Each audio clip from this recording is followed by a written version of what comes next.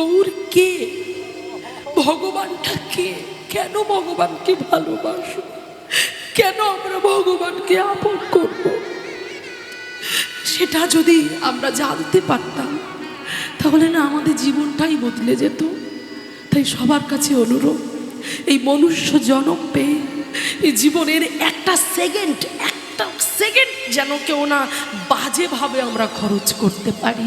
কারণ ব্রহ্ম মুহূর্তে থেকে আমাদের জীবনটা শুরু হয়ে যায়, তখন থেকেই শুরু হয়ে যাবে ভজন, ভগবানের ভজন, গৌর হরির ভজন। আমার গৌর হরির পূজা করতে হবে, আমার গোবিন্দের পূজা করতে হবে, আহ্নিক করতে হবে, মঙ্গল আরতি করতে হবে, তারপর বাল্যভোগ লাগাতে হবে, সে তাকে অর্চন করতে হবে, তাকে স্নান করাতে হবে, তাকে আমি কি রন্ধন করে তার সেবায় দেব, সারাক্ষণ জড়িয়ে থাকতে হবে, সারাক্ষণ এই ভাবটা রাখতে হবে।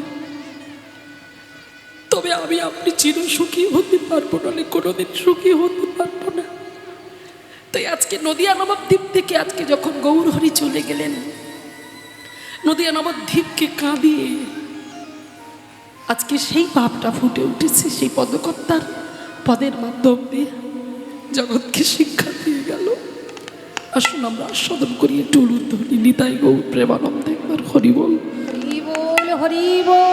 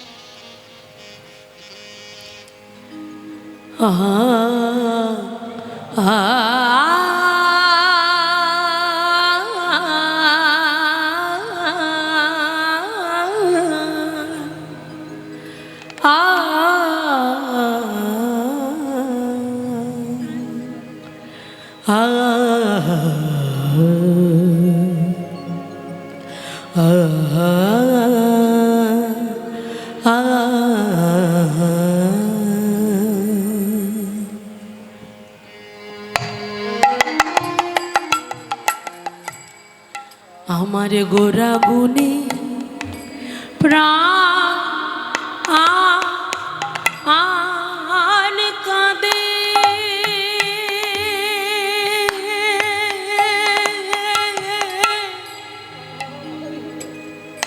আমি কি বুদ্ধি করিব,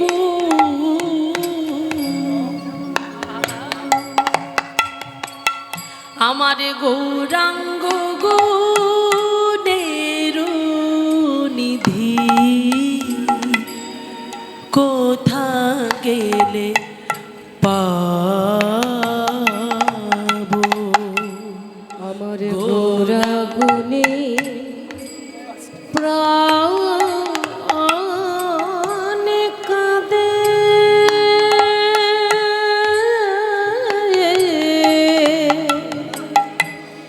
আমি কি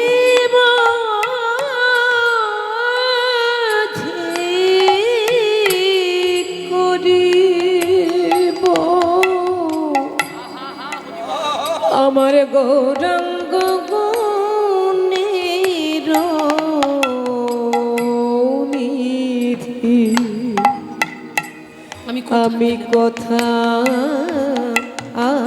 গেলে পাবো, বলো কে করিবে দয়া, কে করবে দয়া,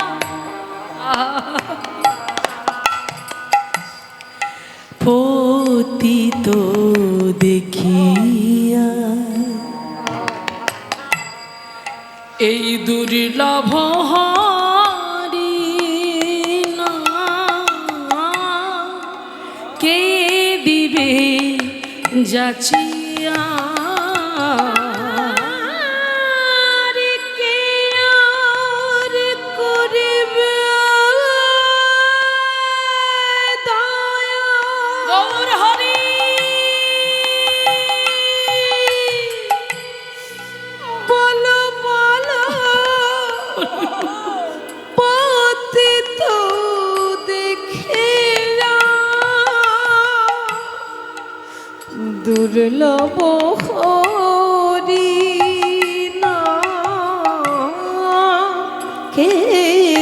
ছুটে যাচিয়া। কে আর করিবে দয়া পতিত দেখিয়া, তোমার মতো করে কে দয়া করবে? পতিতকে দেখলে কে দয়া করবে? কে ছুটে গিয়ে বুকের মাঝখানে জড়িয়ে ধরবে? কত বিধ জন, বিদ্যাপতি ঠাকুরের পদ বলছে, কত বিধ জন রস অনুমান হই অনুভব কাহুকে না পেখু। বিদ্যাপতি কহে প্রাণ জুড়াইতে লাখে না মিলিল এখো। জগতে অনেক মানুষ দেখলাম, যে পণ্ডিত তার পাণ্ডিত্যের অহংকার, যে ধনী তার ধনের অহংকার, যে জ্ঞানী তার জ্ঞানের অহংকার, যে ভালো ভাষণ দিতে পারে তার বাগ্মিকতার অহংকার, কিন্তু প্রাণ জুড়াইবার মতো মানুষ কোথাও পেলাম না।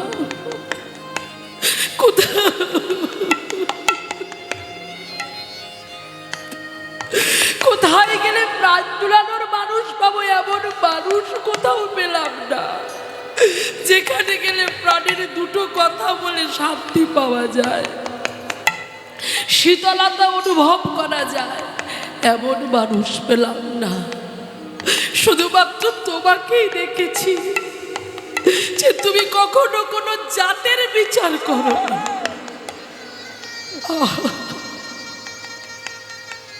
কে ছোট কে বড়, কে উঁচু কে নিচু, কে ব্রাহ্মণ কে অব্রাহ্মণ, কে সাধু কে অসাধু, কে চণ্ডাল কে অচণ্ডাল, কোনো জাতের বিচার না করে তুমি সব জাতিকে এক করেছো। তুমি শুধু দেখেছো ভক্তের অন্তরের ভক্তি।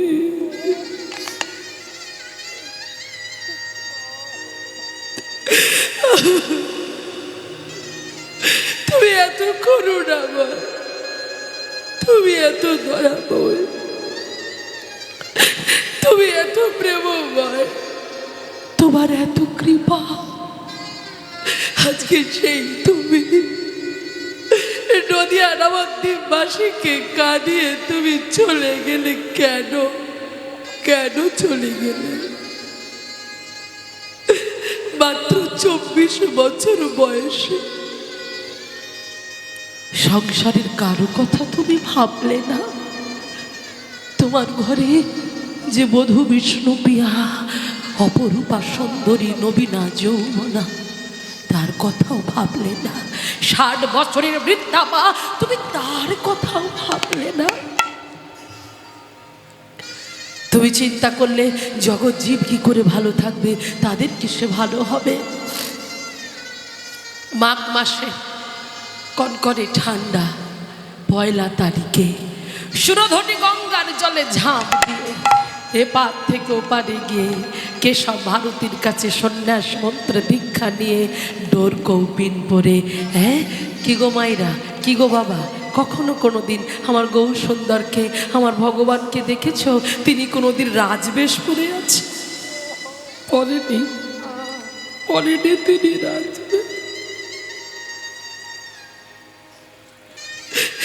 সত্য যুগে আমার গৌরহরি ছিলেন শঙ্খ চক্র গদা পদ্মধারী নারায়ণ। সেখানে ছিল রাজবেশ, সেখানে তিনি অস্ত্র ধরেছেন, অসুর নিধন করেছেন। ত্রেতা যুগে আমার সেই ভগবান, তিনি রামচন্দ্র হয়ে এসেছেন, ওখানেও রাজবেশ অস্ত্র নিয়ে নিধন করেছেন। দাপর যুগে ওই ভগবানই হয়েছেন ভগবান শ্রীকৃষ্ণচন্দ্র, সেখানেও রাজবেশ পড়েছে, হাতে অস্ত্র নিয়েছে। আচ্ছা, আমরা কিন্তু কলিযুগে তাকে রাজবেশ করতে দেখিনি। সে হলো কাঙাল। কেন কাঙাল হলো? কাদের জন্য কাঙাল হলো? আমাদের মতো, আমার আপনার মতো হতভাগ্য করে জীবকে উদ্ধার করার জন্য তিনি কাঙাল হলেন। কি দরকার ছিল তার? ভালোই তো সংসার করছিলেন। চিন্তা করলেন না না, প্রত্যেকটা জীবের শুদ্ধ চেতনা, ঘুমন্ত চেতনাটাকে জাগরিত করতে হবে, আমাকে যেতে হবে। তাই থাকতে পারল না। তাই তিনি ছুটতে ছুটতে ছুটতে ছুটতে চলে গেলেন। আর ছুটতে ছুটতে জগৎবাসী জগৎ জীবের কাছে এসে দাঁড়ালেন। কোনো জাতের বিচার না করে এসে কাঙালের মতো ভিখারির মতো ডোর কৌপিন পরে কাঁধে ভিক্ষার ঝুলি নিয়ে সামনে দাঁড়িয়ে যাকে দেখছে যাকে পাচ্ছে তার কাছে গিয়ে হাত জোড় করে বলছে, একবার কৃষ্ণ বলো, একবার কৃষ্ণ বলো না, একবার কৃষ্ণ বলো, তোমরা একবার কৃষ্ণ বলো, তোমরা একবার হরি বলো, একবার কৃষ্ণ বলো, কৃষ্ণ বলো, কৃষ্ণ বলো। দুটো হাত জোড় করে বললেন, কে বললেন, কে বললেন? ভেবে দেখুন, তিনি কোনো সাধারণ মানুষ নয়। যিনি বিশাল, যিনি বিভু, যিনি বিরাট, যিনি আদি, যিনি অনন্ত, যিনি সৃষ্টি স্থিতি লয় প্রলয়কারীর মালিক, ইতে চাংশকলা বংশ কৃষ্ণেত্ব ভগবান স্বয়ং, যার এক একটি লোমকূপে এক একটি বিশ্ব ব্রহ্মাণ্ড লুকিয়ে আছে, যার অঙ্গুলি হেলারে গোটা বিশ্ব ব্রহ্মাণ্ড ধ্বংস হয়ে যেতে পারে, সেই ভগবান তিনি হলেন।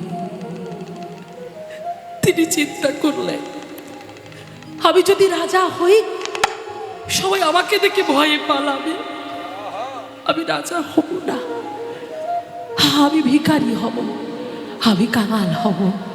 কাঙালের কাছে আসতে তো কারো কারো ভয় লাগবে না, সবাই ছুটে যাবে, তার কাছে যাবে, তার কাছে গিয়ে বসবে।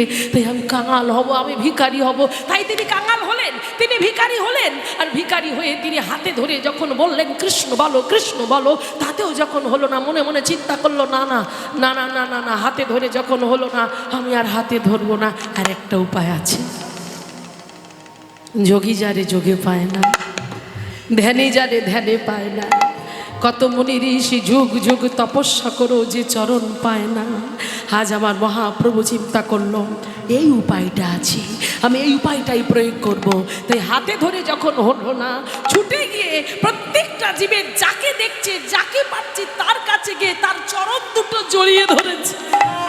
জড়িয়ে ধরে বলে উঠলেন, একবার কৃষ্ণ বলো,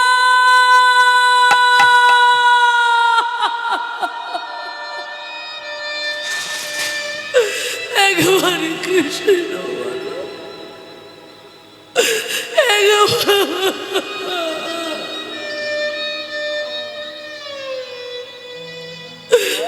একবার কৃষ্ণ বলো,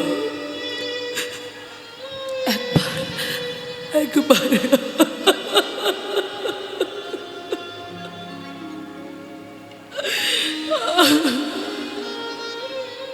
হলুধ্বনি বাইরানি তাই গৌর প্রেমানন্দে একবার হরি বল।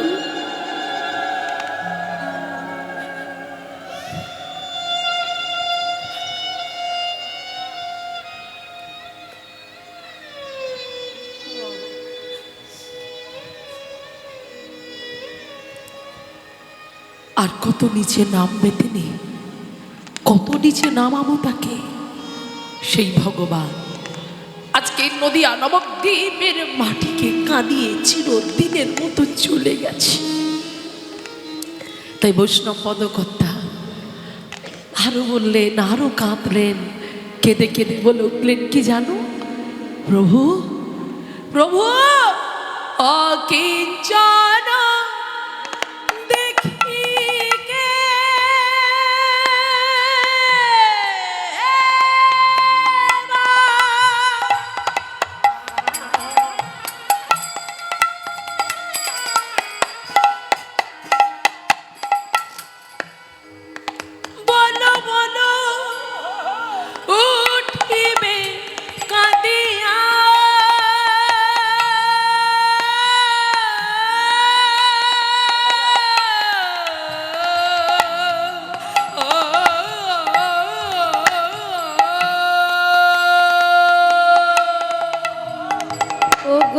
কিঞ্চন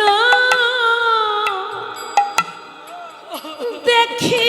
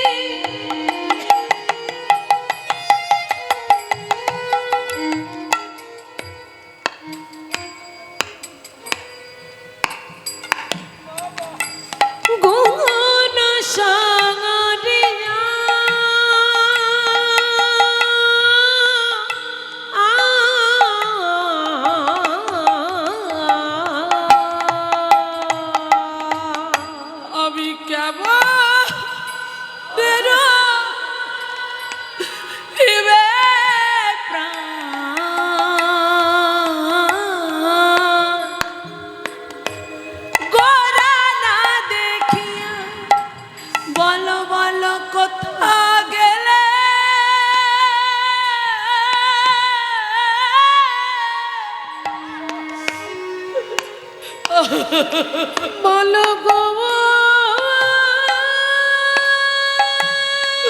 পুরন্দরের দায় গৌর পাব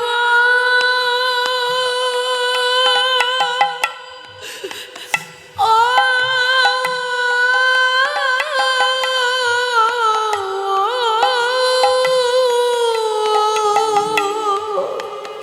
বলো বলো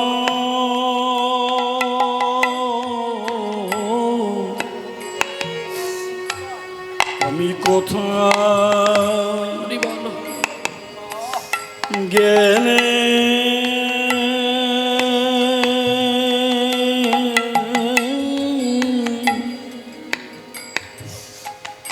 আমি গৌ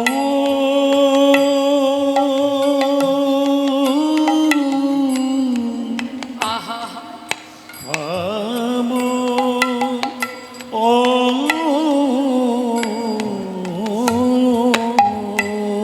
তোমাদের হাতে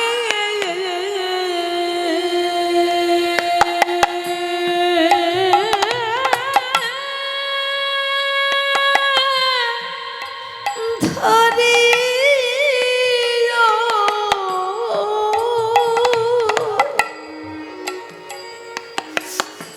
আরে পারে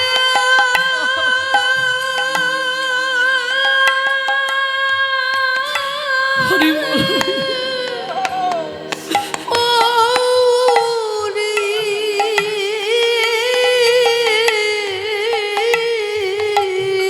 বলো না কোথায় গেলে বলো গো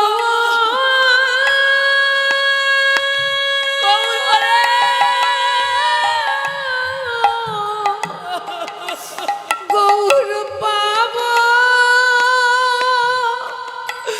ও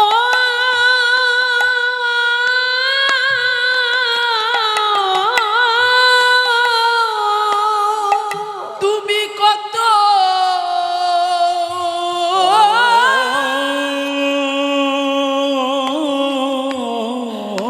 পতি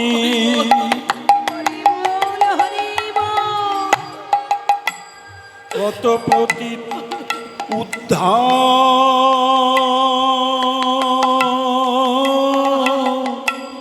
উদ্ধার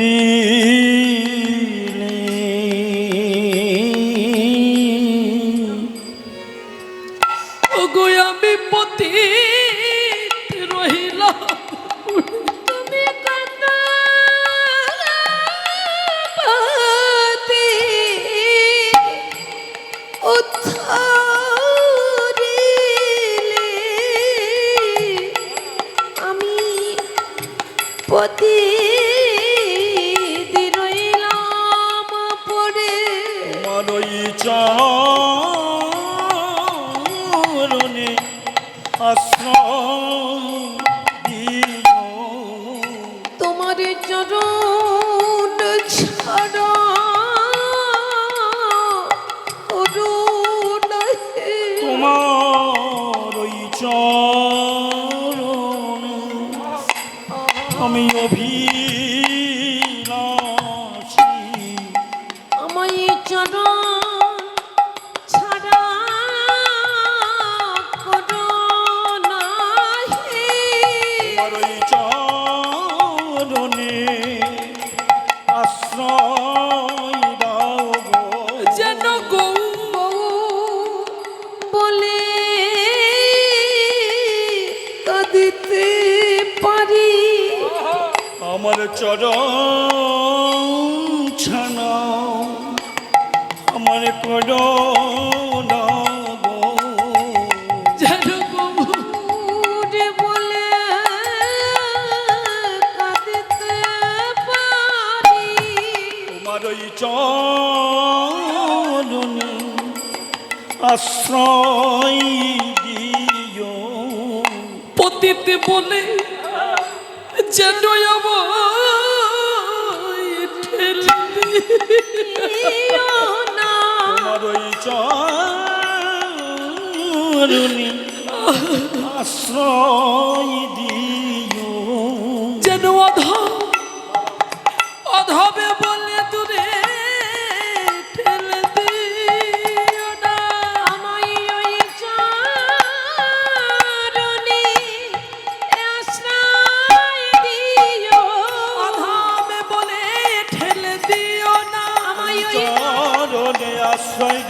কেন গৌর বলে কাঁদিতে পারি তোমার ওই চরণে আশ্রয় দিও, ওগো গৌর তোমার হলাম বলে চরণে আশ্রয় দিও, গৌর কৃপা করো বলে নিতাই গৌর প্রেমা গৌরী কৃপা করো বলে ওই চরণে আশ্রয়, আমার চরণ ছাড়া করো না গো।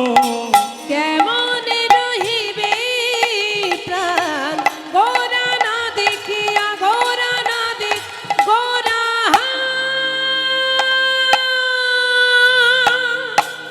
না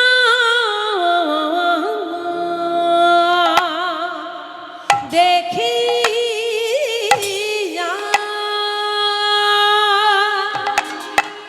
ওগো বাসুদেব সে কাহে গুণ সমা আরিয়া রে বাসুদেব ভজে গুণ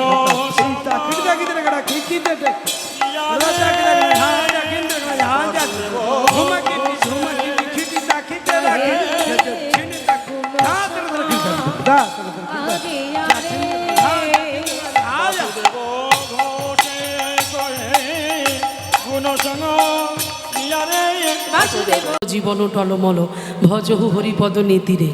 আমাদের জীবনটা তো পদ্মপাতার জল দিলে যেমন জলটা টলমল টলমল করে, আমাদের জীবনটাও ঠিক ওই পদ্মপাতার জলের মতো। আজ আছি কালকে নাও থাকতে পারি, কারণ এই নিঃশ্বাসের কোনো বিশ্বাস নেই। আর সেই জন্য আমাদের প্রত্যেকের সদা সর্বদাই আমাদের চলতে ফিরতে উঠতে বসতে নামের মধ্যে আমাদের জড়িয়ে থাকতে হবে, ভগবানের সেবার মধ্যে নিজেদেরকে নিয়োগ করতে হবে।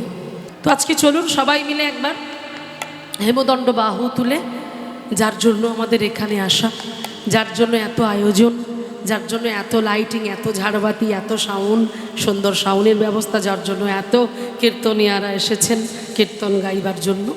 তো আসুন, যাকে নিয়ে আমাদের এত অনুষ্ঠান, তাকে দিয়ে শুরু করা যাক। সবাই মিলে একবার হেমদণ্ড বাহু তুলে বলবেন প্রত্যেকে। হ্যাঁ, বলুন হরে কৃষ্ণ।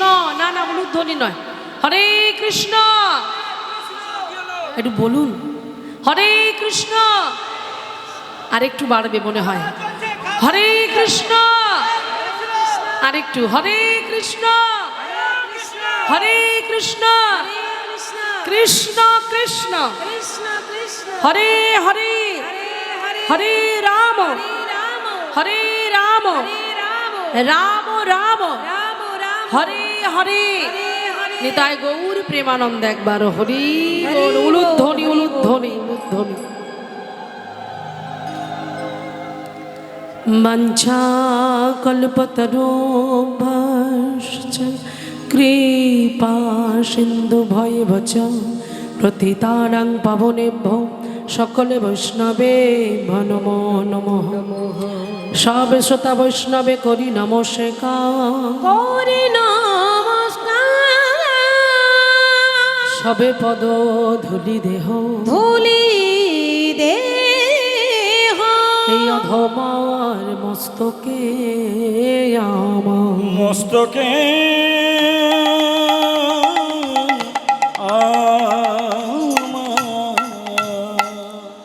জ্ঞানত অজ্ঞানত সকল অপরাধ ক্ষমা করবেন।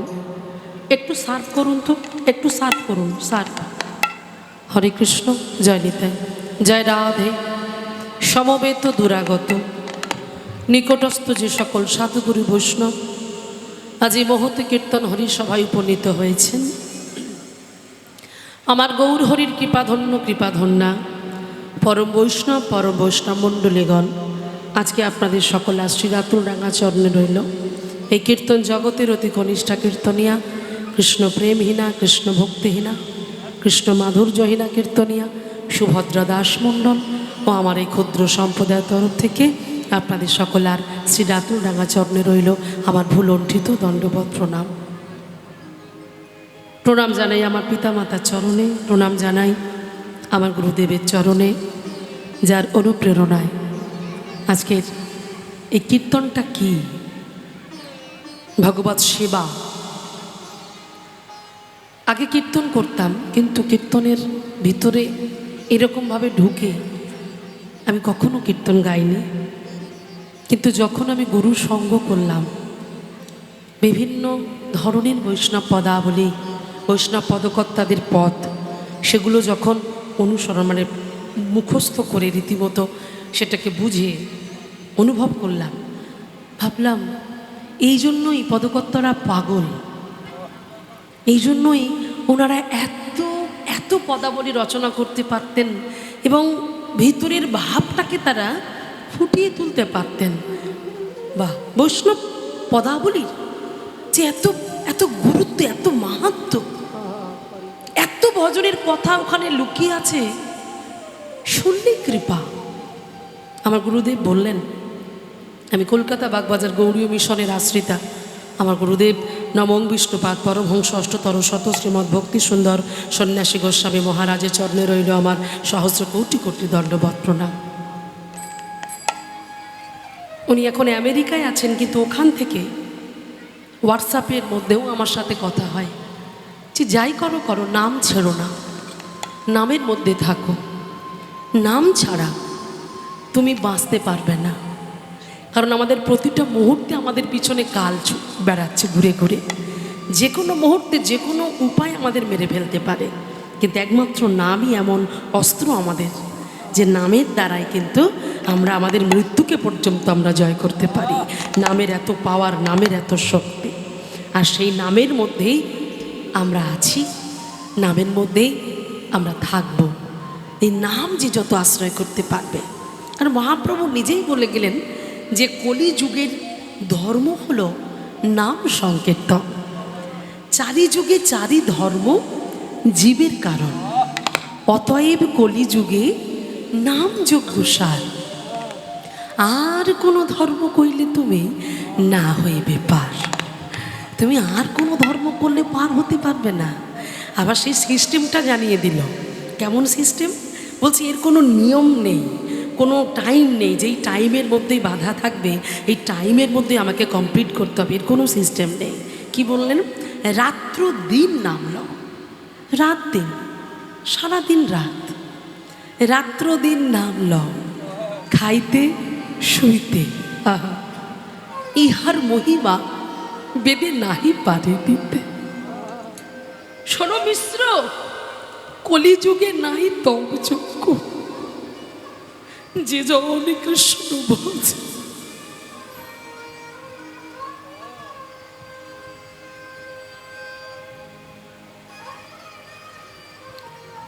তার মহাভাগ্য।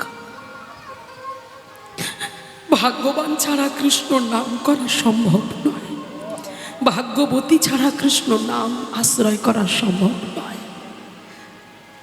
কারণ এই নামের জন্য সরগোস্বামী পা শ্রীরূপ সনাতন ভট্ট রঘুনাথ, শ্রীজীব গোপাল ভট্ট দাস রঘুনাথ, আজকে তারা প্রত্যেকে, কেউ রাজার ছেলে, কেউ জমিদারের ছেলে। রঘুনাথ দাস গোস্বামী জমিদার বাড়ির একমাত্র পুত্র সন্তান। 500 বছর আগেকার কথা, যাদের এক মাসে আয় 12 লক্ষ টাকা, সোনার চামচ মুখে নিয়ে বড় হয়েছে। দুঃখ তাকে ধরতে পারেনি, অভাব তাকে ছুঁইতে পারেনি, এত আনন্দের মধ্যে, এত বিলাসিতার মধ্যে বড় হয়েছে। কিন্তু কোথাও গিয়ে তার মনে হয়েছে আমার জন্য এত কিছু নয়, আমার একটাই পথ, আমি কোথায় গেলে গৌর পাবো।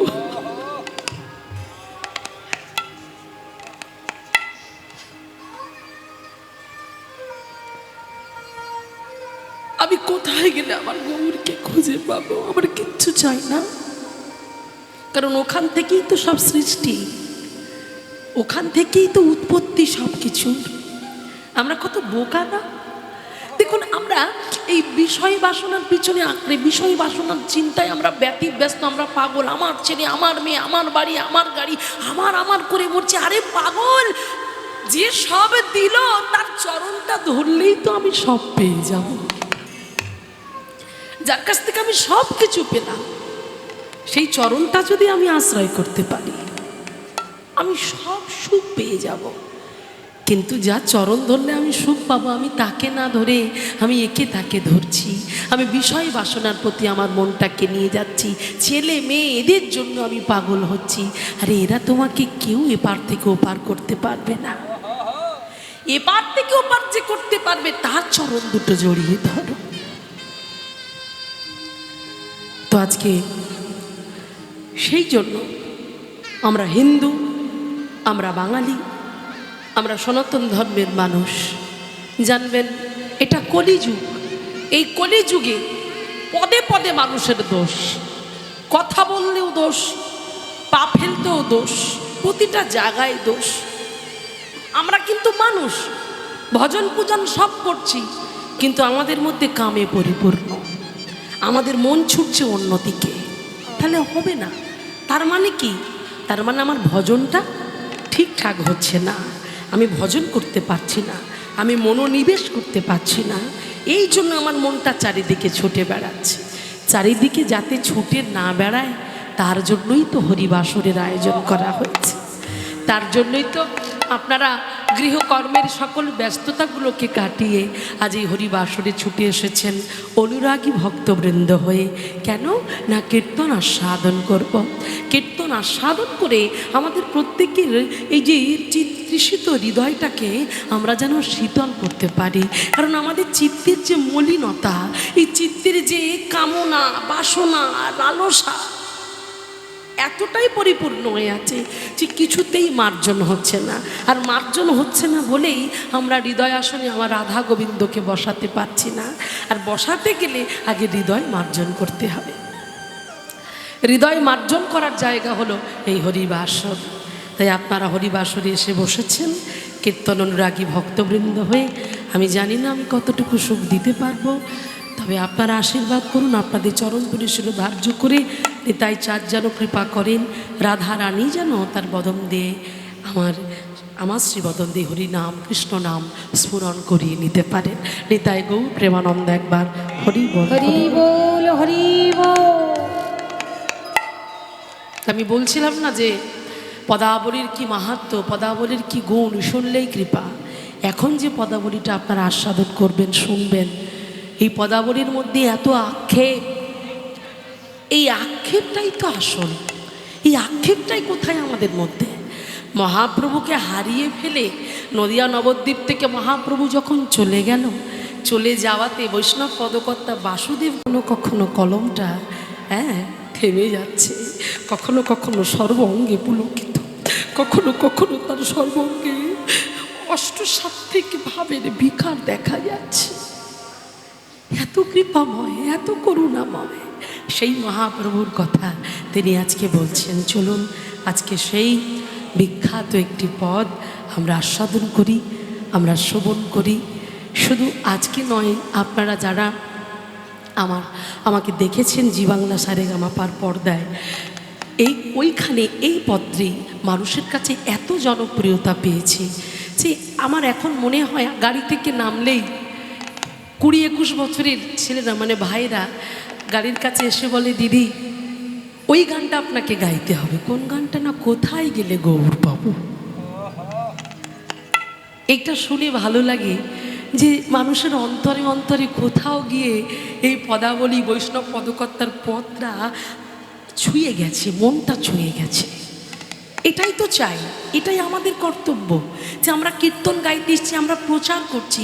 এই প্রচারের মাধ্যম দিয়ে কারো কর্ণের মধ্যে দিয়ে যদি তার হৃদয়টাকে ছুঁতে পারে,